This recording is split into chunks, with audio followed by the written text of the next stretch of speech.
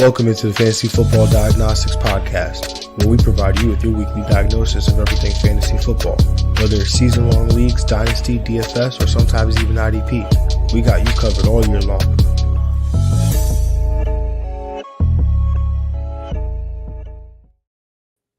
What's good? You know the vibes. Jon Jeune here at the real Jon J_FF, and I'm back with the Week 7 matchup show. Y'all, Week 7 is here. It's getting real. It's getting legit, right? Like, we are halfway through the fantasy regular season, and it feels like these decisions, these lineup decisions, these start sits, they carry a little bit more weight. But you know what? It's the same game we've been playing, right? Nothing really changes for us. But the landscape is changing as we're going, right? There's more injuries. We've got the bye weeks that we have to deal with. So, yeah, we're just going to have to keep persevering, have to keep pressing forward. It is 7 a.m. Eastern, 7:01 a.m. Eastern, October 17, 2025. And like I said, another episode of the Fantasy Football Diagnostics Podcast, covering a matchup show. So let's kind of jump right into it, y'all. So last week, it was not the best week, y'all. I'm gonna be honest. I mean, we had 17 recommendations. 3 guys beat their ECR by 10 spots or more. We had 5 of the 17 guys beat their ECR outright. We had 3 misses, 6 big misses. Again, not a good week. We'll go through the list right now. So, starting with the big hits, right? At tight end, Rondé Gadsden, he came through as a tight end 1, ranked as the ECR PPR tight end 29, finished as the tight end 12. We had Matthew Golden. He was the ECR PPR wide receiver 37, finished as the wide receiver 22. We had Kendrick Bourne, the ECR PPR wide receiver 42, finishes the wide receiver 11. Bryce Young was the quarterback 18, finished as the quarterback 15. Sam Darnold, ranked as the quarterback 16, finished as the quarterback 9. Harold Fannin Jr. was ranked as the tight end 15, finished as the tight end 7.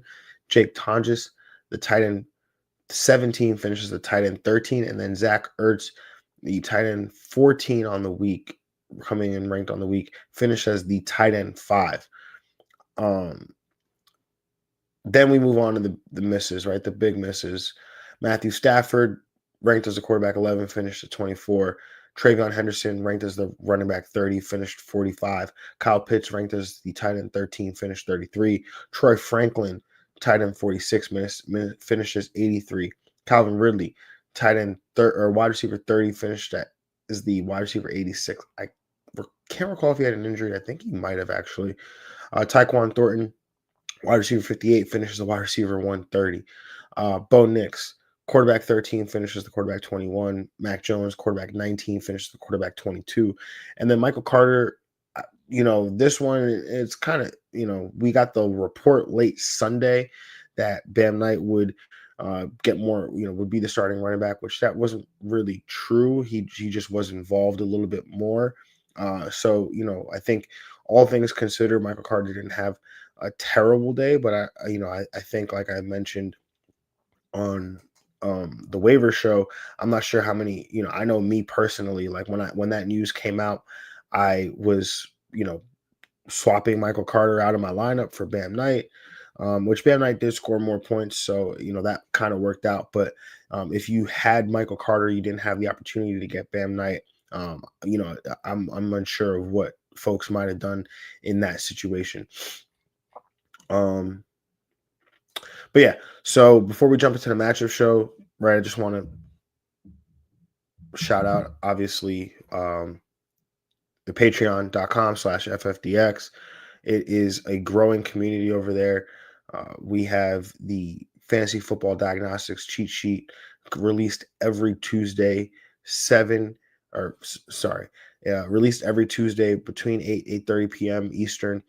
So, it's your one-stop resource for matchup edges, player trends, player utilization, waiver wire ads, rankings. And waiver wire ads covers quarterbacks, running backs, tight ends, wide receivers, defense, and special teams, right? So, um, it's a very useful tool for those that just want, you know, one one place to look, right? Just like a cheat sheet, where you can get all this information, actionable information, actionable advice. And it's 100% free. All you got to do is go to patreon.com/FFDX, subscribe to the Patreon, and you will get this in your email, or a notification on your phone if you have the Patreon app every Tuesday. So definitely recommend checking it out. And if you want that extra edge, for $1 a month, you join the FFDX supporter tier, and you get access to expanded rankings, our waiver wire article that drops every Monday night. You'll get access to a Sunday, I keep saying Sunday morning Q&A, but it's really Sunday noon Q&A, right? We sit down for 30 minutes and you just throw your questions in a chat. And I'll answer as many questions as I can. And if if that continues to grow, which I'm positive that it will, then we'll turn it into like a live stream, right? Where I'll sit on a live stream and I'll go through the chat and I'll answer the questions. So that way, I think it'll be a little bit more efficient. But right now, until the community grows to that point and the Q&A grows to that point, then I think the chat is working just fine. But so hurry up, go there, get that for $1 a month. It's the best value that there is in the industry. So and we're looking at ways to expand that tier and add more value to that as well. So cooking up some stuff in the background, but as that stuff comes out, obviously the patrons will hear those things first, but obviously we'll let you guys know as well on the podcast as those things start cooking. So all right, let's jump into the matchup show. Let's get right to it. If you're watching Apple Podcast, Spotify, Google Play, if you're watching on YouTube or listening on Apple Podcast, Spotify, Google Play, or watching on Spotify, make sure you go ahead, hit that follow button, hit that notification bell so you can get those notifications when a new episode drops. All right, now we're really going to jump into it. Starting with the first matchup, another matchup in London. We got the LA Rams going up against the Jacksonville Jaguars. Let's talk LA Rams quarterback Matthew Stafford. He's ranked as the quarterback 14 according to Fantasy Pros expert consensus rankings.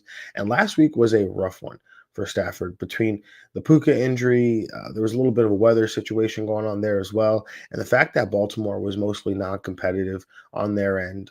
So that really capped the upside there for Stafford, all those things considered. But I do like him this week, even without Puka, given the quarterback landscape.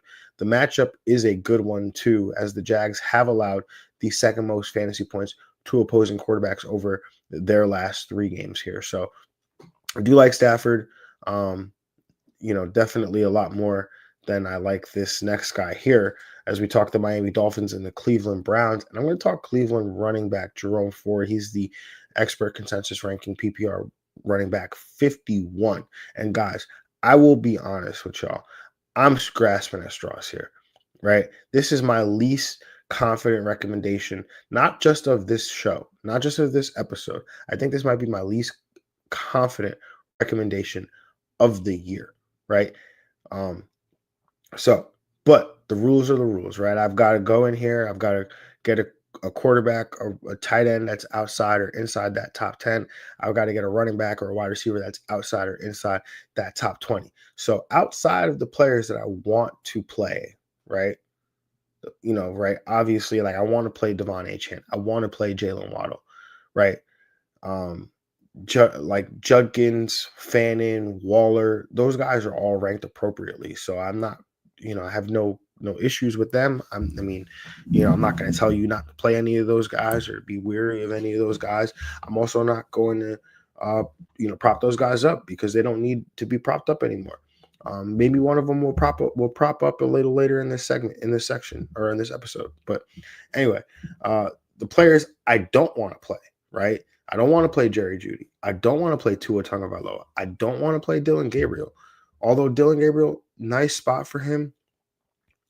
It's just, I think the Browns probably want to run the football a ton in this game against the Miami defense that allows you to do that.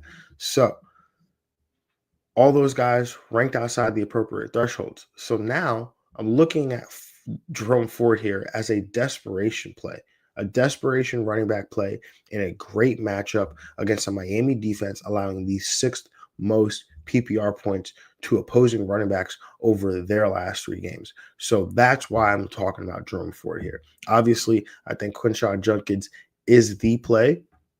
Talk a little bit more about that later. But Jerome Ford, I think, as the backup running back, will have some opportunities against this Miami Dolphins defense that has been giving it up all year to opposing running backs. Again, more on that later. Let's move on to the Carolina Panthers against the New York Jets.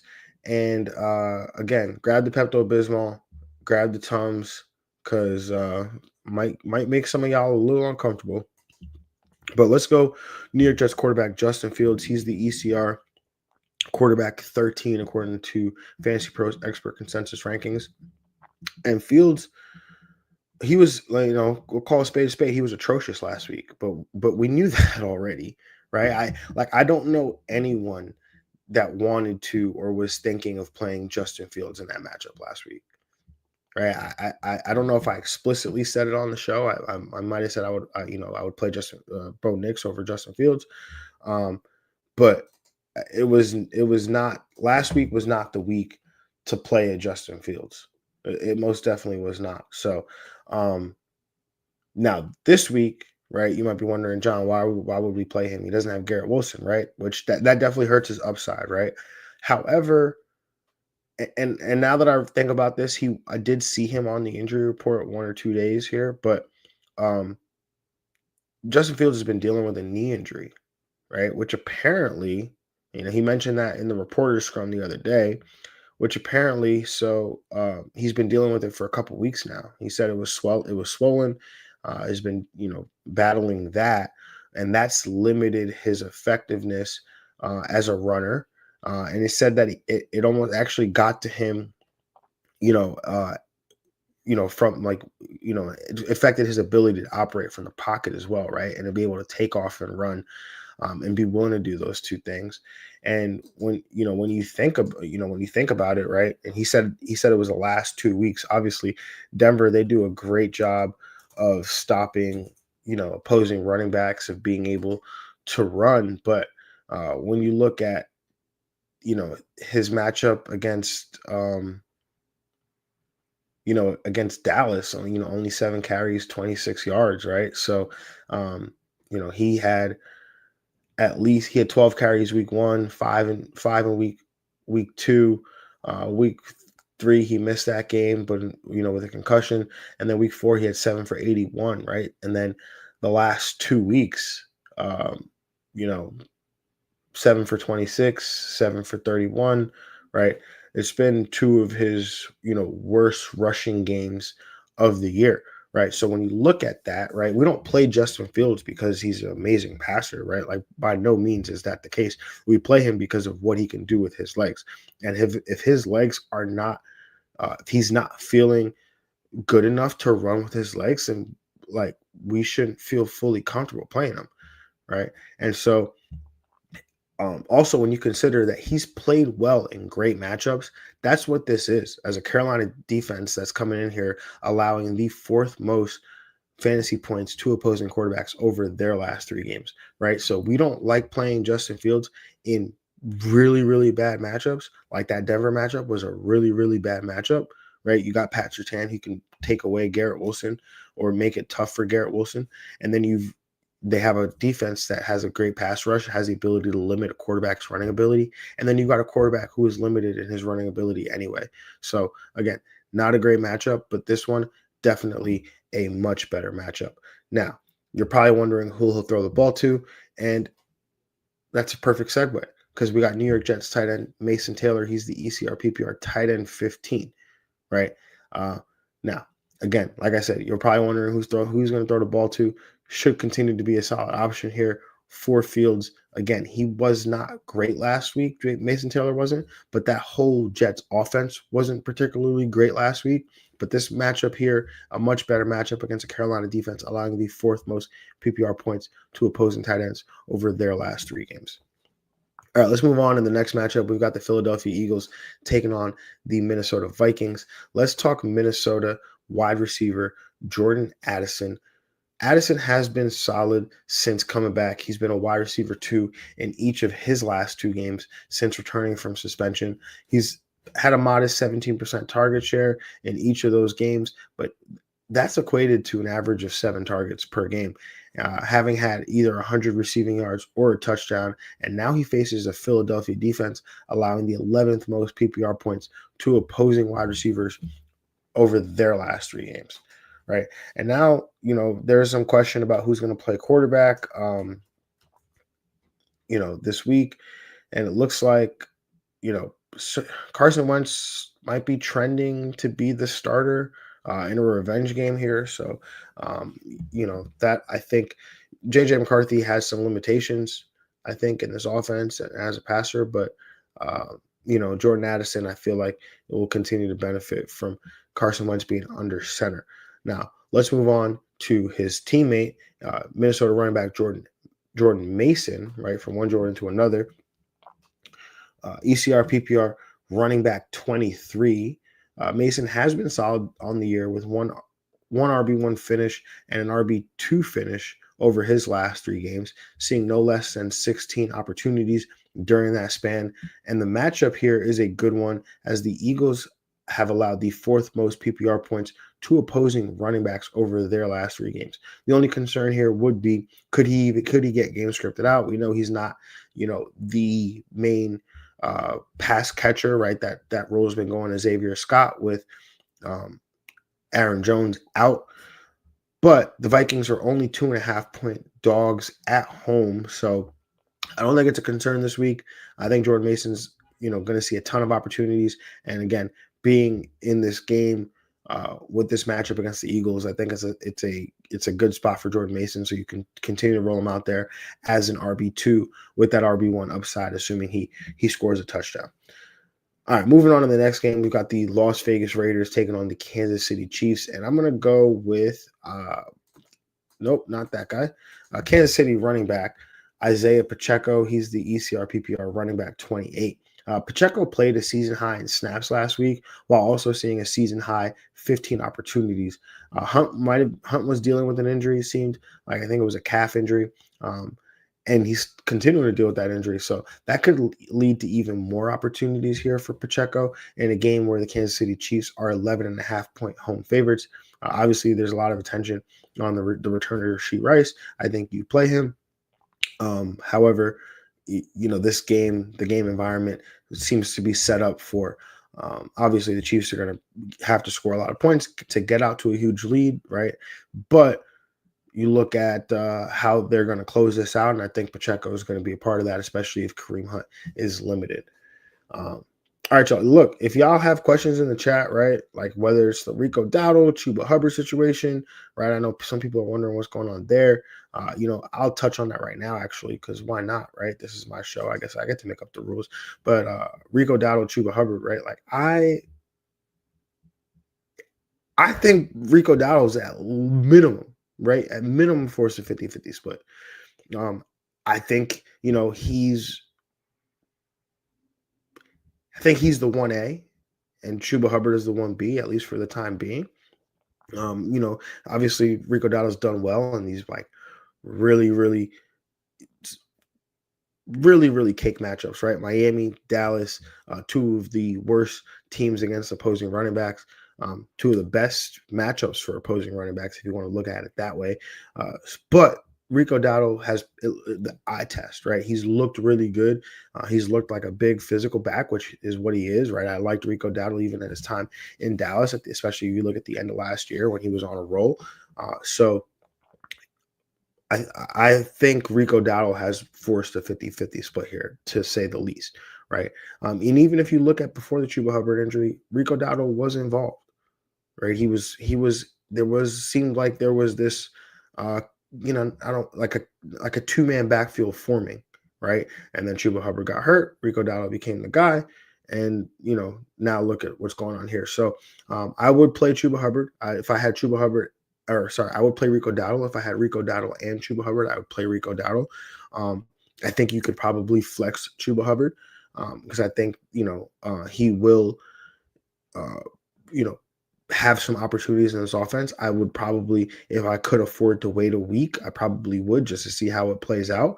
But I don't think you could put Rico Dowdle back in the box. I don't think Carolina could put Rico Dowdle back in the box. So, yeah, I think I would play Rico Dowdle. Yeah. So that was a little bit of a off the cuff not rant, but you know what I mean.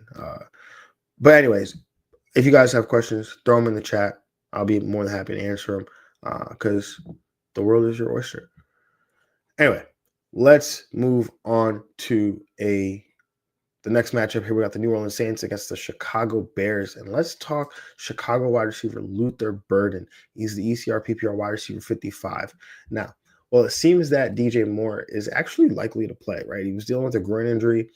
He played through that during the game, left in an ambulance, spent the night in the hospitals, right? So you're thinking like worse things. I know I was. But it seems like he's fine, right? He missed a practice, then he came back to a practice in limited capacity on Thursday.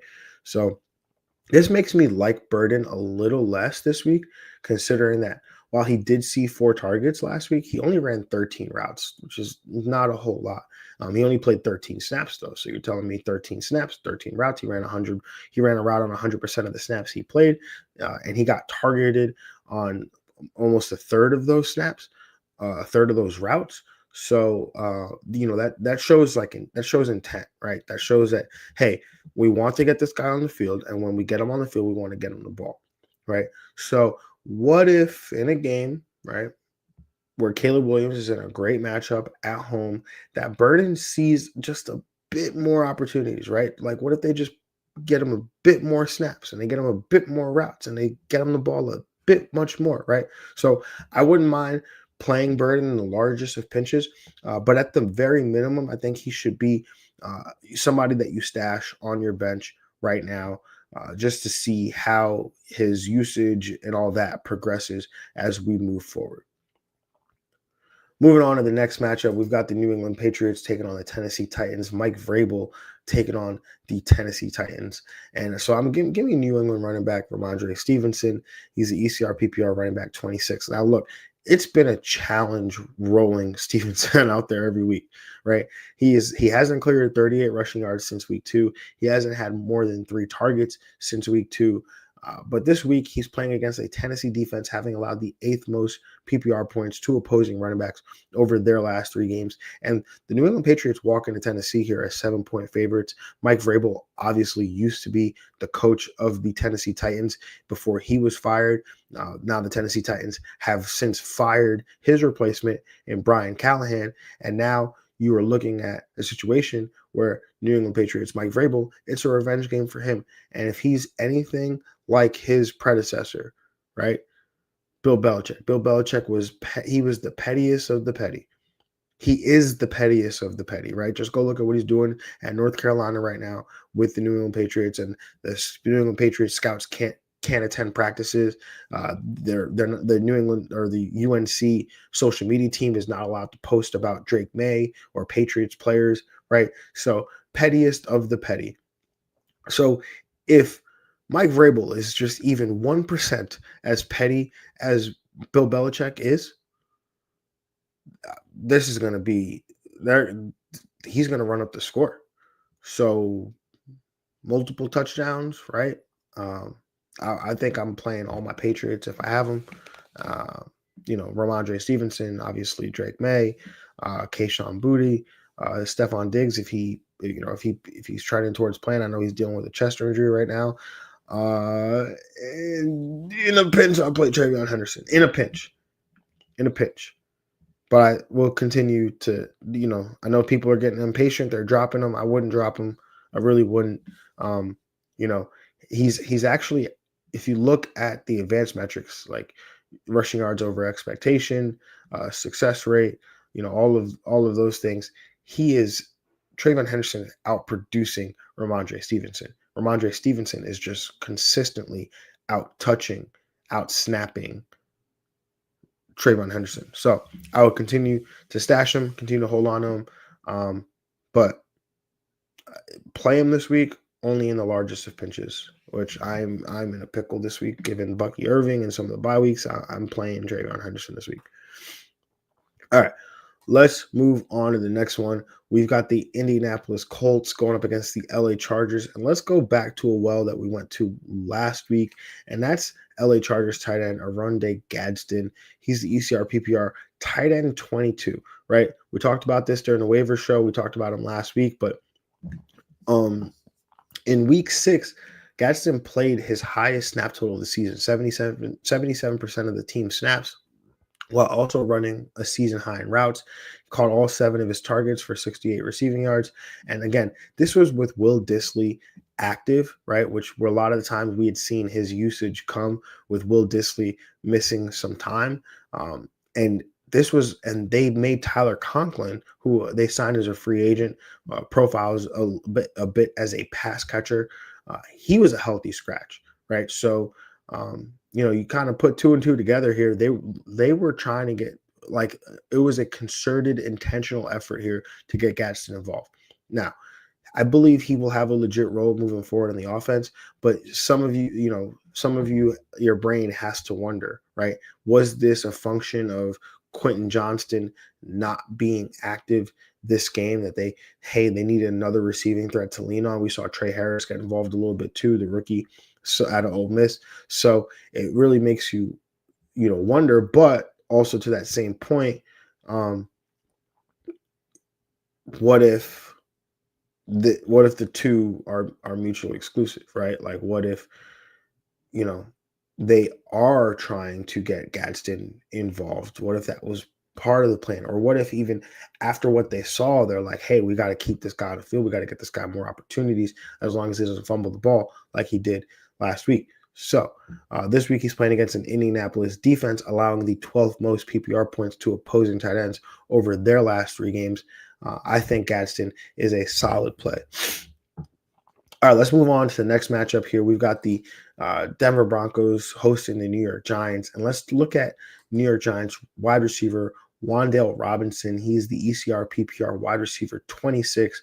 The matchup here looks tough on paper. Denver has allowed the 30th most PPR points to opposing wide receivers.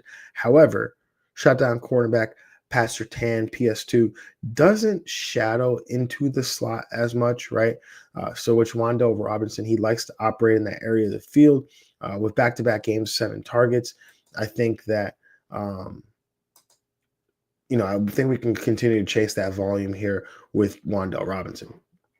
All right, moving on to the next game. Let's talk the Green Bay Packers against the Arizona Cardinals, and let's chat about Green Bay rookie wide receiver Matthew Golden. Been talking about Golden quite a bit this year, but he's the ECR PPR wide receiver 33 this week. Played his highest snap total of the season last week, saw a season high 19% target share, catching 3 of 5 targets for 86 receiving yards. And I like him to continue to ascend during his rookie year, right? We talked about last week him coming out of the bye, rookies out of the bye, got to get that rookie out of the bye bump, which he did. And this matchup is great on paper, but the Packers are going to score. Or this matchup isn't great on paper, I should say, but the Packers are going to score more points. They're going to score points in this game, and I think the Packers find a way to get Matthew Golden involved here, right? So I will continue to throw him out there as a flex option, wide receiver 3 with some wide receiver 2 upside. I like Golden quite a bit, as many of you know, but I like him to continue to ascend as we move forward here. All right, let's move on to this next matchup here. We've got the Washington Commanders taking on the Dallas Cowboys. Now let's talk Washington tight end Zach Ertz, ECR PPR tight end 12. We called Ertz out last week, and he delivered with a top 5 finish at the position. And this week he's facing a Dallas defense that is middle of the road here against the position. But I think that's because they get killed by everyone else, right? They're too busy giving up production to wide receivers and running backs that a lot of teams don't even have a quality tight end to get, to really go after Dallas with. And also, if your number one wide receiver or your running back is going off, then why would you know, move away from that, right? Meanwhile, the Commanders are dealing with injuries to their top wide receivers, both of their top wide receivers, in Terry McLaurin and Deebo Samuel. Obviously, we know Ertz has a solid connection here with Jaden Daniels, who's back in the lineup, back in the fold. So I think Ertz should be in lineups this weekend. All right, let's move on to this next matchup. Sunday Night Football. We got the Atlanta Falcons going up against the San Francisco 49ers. And I'm going to talk about Atlanta quarterback Michael Penix Jr. He's the ECR PPR quarterback 21. Penix has been solid outside of back-to-back duds against Minnesota and Carolina. He's in a great offensive environment, surrounded by quality weapons in Bijan and Drake London, facing off against a San Francisco defense that has allowed the 12th most fantasy points to opposing quarterbacks over their last 3 games. Now, look, if there's one area of concern here for Michael Penix, is his 2 worst games. 2 worst games have come on the road, right? The Minnesota game and the Carolina game. So that could be an area of concern if you look at Michael Penix as a streaming option this week, right? But I just feel like with the weapons that he has between Bijan Robinson and Drake London, that we've got to feel good about the opportunities that he'll be presented, the offensive environment that he's in. So I'm willing to roll Penix out there if I'm in a pinch, but I'm not naive to again, small sample size, but the home road splits is definitely an interesting one. And it goes back to last year, honestly, right? Like, yeah, at home, he completes almost, he completes over 64% of his passes. On the road, that drops to 54%. At home, he's got 6 touchdowns to 3 interceptions. So it's a 2-to-1 ratio. On the road, he's thrown 1 touchdown to 3 interceptions. Yards per attempt at home is 8.37. Yards per attempt on the road, that drops to 5.77. Look, I might not be selling y'all right now. I think I'm selling myself on opposite of what I just told y'all. When you look at these home road splits here, very interesting here. Very interesting home road splits with Michael Penix Jr. So again, small sample size. We're talking about a guy that's played 10 career games here. So I'm curious if that's games versus starts. How many starts has he had in his career? He's 9 career starts, right? So, yeah, something to consider for sure. Something to consider, but we'll see. He's still a young quarterback. He's still learning. I know people are ready to be like, "Oh, Michael Penix sucks," but if you could say that about a lot of quarterbacks through their first 9 games. Anyway, I guess you guys are wondering, like, John, do I play Michael Penix? I would in a pinch. Those home road splits are quite alarming, but in a pinch, I would definitely do it. All right, moving on to the next game. We've got the Tampa Bay wide receivers going up against the Detroit Lions, the Tampa Bay Buccaneers going up against the Detroit Lions. Not many of their wide receivers are going up against the Detroit Lions because not many of them are healthy enough to play. But you know who is? Tampa Bay wide receiver Sterling Shepard. He's the ECR PPR wide receiver 37. Now, Chris Godwin, we already know, been ruled out. Emeka Egbuka, most likely not going to play. Mike Evans, though, practice in a limited capacity. So we'll see what's going on there. This game is Monday, 7 p.m. Eastern. So if all of them miss, right? We talked about this in the waiver show. If all of them miss, Sterling Shepard, He's the top guy in the on the totem pole. Tez Johnson would be second. Cameron Johnson would be third.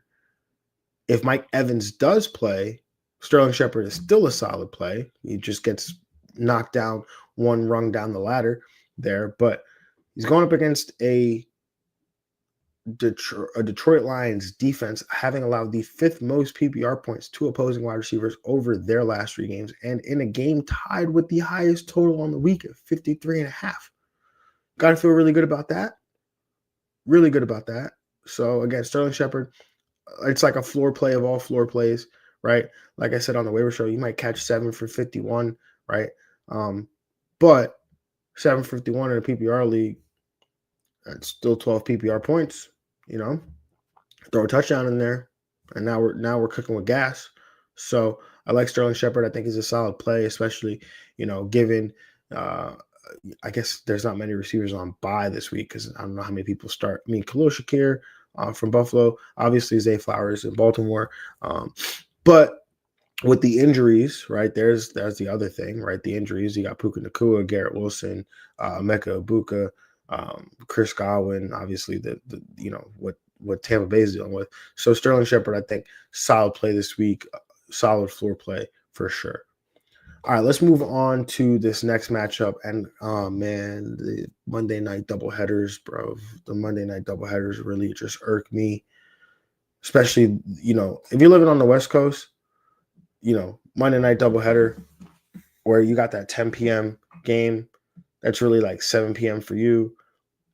That might sound great, right? But a 10 p.m. game, it's like I'm getting ready to go to bed. Like I want to go to sleep. I know, old man problems. I get it. It's okay, but why? Why? Anyway, Houston quarterback C.J. Stroud, as the Houston Texans take on the Seattle Seahawks. Look, Stroud came through in a big way. Week 5 was, before going on bye, had his best game of the season so far. Obviously, that was against a Ravens defense that's been struggling, but he's now had solid back-to-back games and goes into week 7 against a Seattle defense, allowing the 6th most fantasy points to opposing quarterbacks over their last 3 games. So I think Stroud's in a great spot, and I think one of his weapons is in an even better spot. We'll talk about that in a minute. And look at the comment section. Here we go. Jaden Gellett saying, "Good morning, brother." Morning, my man. How you doing? He says, "I need a waiver running back to start." Okay, I'm a little confused here. You said I need a waiver running back to start, but you're thinking Trey Tucker. If you need a running back, Trey Tucker is definitely not your guy because Trey Tucker plays wide receiver. Unless you're thinking about Sean Tucker. Let's see if Jaden, are you thinking Sean Tucker, or does the position not really matter? You just need a flex. Let's see if Jaden responds here.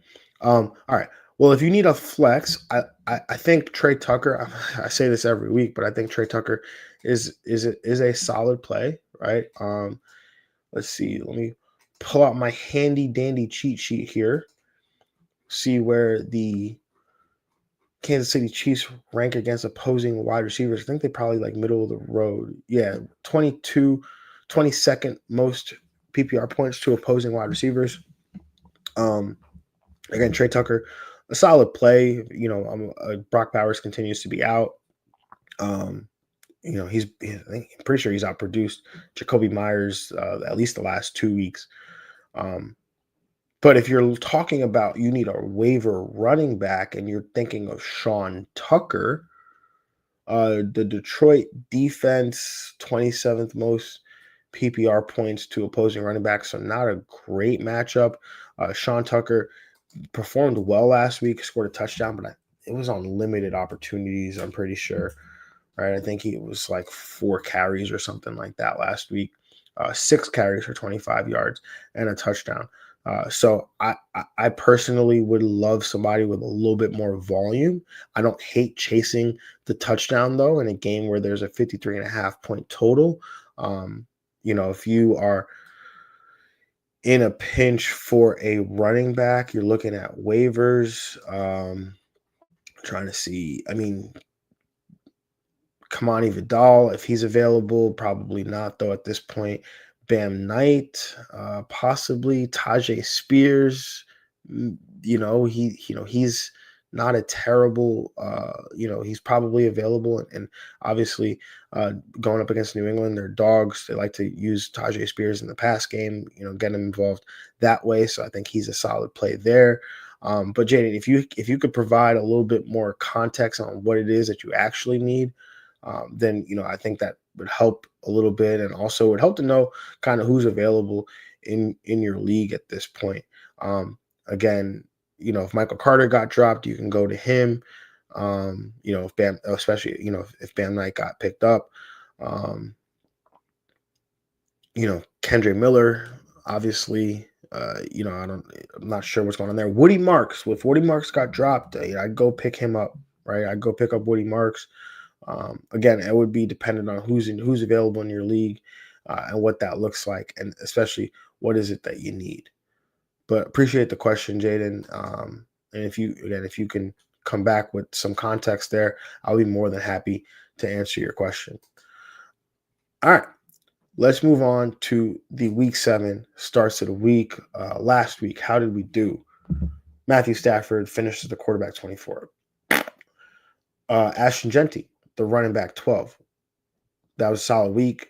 Actually, honestly, like, given how poorly the Raiders played against a Tennessee defense that is a Tennessee team that's not very good, I took that. I'll take that all day. Teteroy McMillan, wide receiver, finishes a wide receiver 13. Did it a little bit differently than I would have thought, right? Didn't see the target total that we're used to seeing from him, but caught 2 touchdown passes, his first 2 touchdowns of the season. So, definitely a solid week there. And then Tucker Kraft finishes the tight end 10. I mean, I feel like when you get a tight end at the start of the week, you're looking for like that top 5, top 6, but we'll take tight end 10 as long as he didn't flop. All right, but let's move on to the starts of the week this week. Feeling really good about these guys. So let's jump into it. We'll start with the quarterback position. We'll talk Caleb Williams going up against New Orleans. Caleb Williams has finished as a quarterback 1 in 3 of 5 games this season, and now faces a Saints defense allowing the 3rd most fantasy points to opposing quarterbacks over their last 3 games. 4 of the 6 quarterbacks they faced have finished as QB1s, 4 of 6. Now, Williams is at home, favored, and in a great spot, so he should keep rolling. I love the fact that he continues to use his legs, right? Has had scrambles, designed runs, ran for a touchdown last week on the goal line on a design run. So continue to roll Caleb Williams out there. Moving on to the running back start of the week, tease this one a little bit, but let's talk Cleveland running back Jon Jeune going up against the Miami Dolphins. Judkins disappointed last week, had 12 for 36. But before that, he's had at least 18 carries and at least 80 rushing yards in 3 straight games. Now he gets to face a Miami Dolphins defense they've allowed 4 of the last 5 running backs they faced, right? 4 of the last 5 running backs that they faced to finish as an RB1. And every starting running back that has gone up against the Miami Dolphins has been at least an RB2. The floor is safe here, but the ceiling is massive here for Quinshon Judkins in this matchup. And the best part about that is that they've only allowed 3 touchdowns to running backs. Right? So you don't even need to score against the Miami Dolphins to finish as an RB1. You just need to get the ball. You just need to put up yardage, right? So you score a touchdown and your day is massive here. So I like Quinshon Judkins. I like the Browns honestly to win this game here. So they are favored. I don't know if that line's moved since I pulled it first, but Quinshon Judkins, I think is going to have a big day here against the Miami Dolphins. Moving on, let's go the wide receiver start of the week, and let's talk Houston wide receiver Nico Collins going up against Seattle. This is a get right spot here against the Seahawks defense, allowing the most PPR points to opposing wide receivers over their last 3 games. Seattle's given up back-to-back wide receiver 1 performances, Brian Thomas, Emeka Ibuka, and 5 wide receiver 2 finishes in their last 6 matchups. This is the perfect bounce back spot for Collins. I'm expecting him to pop in a big way this week out of the bye. Moving on to the next matchup, or the next tight end, or the next start of the week. I got it eventually. Start of the week, the tight end start of the week. Let's talk New York Jets tight end Mason Taylor going up against the Carolina Panthers. Taylor has seen at least 6 targets in 3 of his last 4 games, including 12 targets in week 5. And with Garrett Wilson sidelined, Taylor should see even more work. He faces a Panthers defense allowing the 4th most PPR points to opposing tight ends over their last 3 games, with 4 of those 6 opponents hitting double digits and finishing as a tight end 1. I think you start him up this week. All right, y'all. That is all we got, right? Jaden, I will give you the final warning here if you want to get your question in, right? If you want to add some context, but I will. No, calling once, calling twice. All right, y'all. So that's going to do it for the week 7 matchup show. Hopefully, this is going to help you navigate your start-sit decisions. And remember that this part of the season, right, although it feels like the weight of the decisions matter a little bit more, it's the same game we've been playing. So stay active, stay sharp, keep making those smart roster decisions. If you found any of this helpful, make sure you hit that like button. Make sure you subscribe.